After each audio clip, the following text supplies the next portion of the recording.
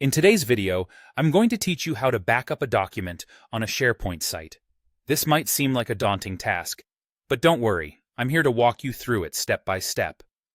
By the end of this video, you'll have a clear understanding of each phase and how to execute it effectively.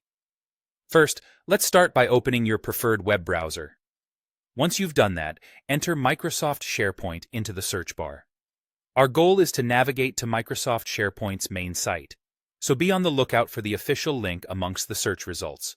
Once you spot it, go ahead and click to open it. Great. Now that you're on the SharePoint site, it's time to log in.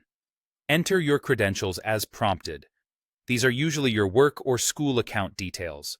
Just a quick reminder, keeping your login information secure is vital, so ensure you only enter this on authentic Microsoft pages. Once you've successfully logged in, navigate to the SharePoint document library where the files you want to back up are stored. Now, a document library is essentially a collection of files shared across your organization. Think of it as a digital filing cabinet. Once there, you'll see a toolbar at the top of the page.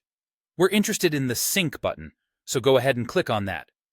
At times, you might be prompted to sign into your OneDrive account as well. If this happens, simply use the same credentials you used for SharePoint. Signing in allows you to proceed with syncing, which is an essential step where we make sure that your SharePoint files are readily available on your local machine.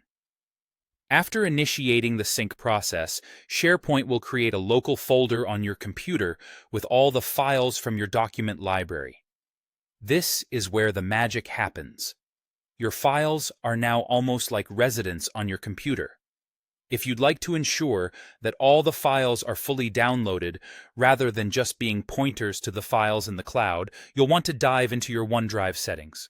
Within OneDrive settings, there's an option to disable Files on Demand.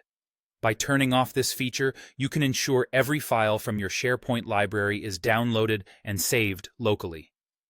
This is particularly important if you want to include these files in your regular backup schedule. By following these steps, you're safeguarding your documents and ensuring you have access to them, even if there's an issue with the online service. And there you have it. You've successfully backed up documents from a SharePoint site. Thank you for watching, and if you have any questions or run into any issues, feel free to ask in the comments section below. Remember to subscribe for more tech tips and tricks. See you in the next video.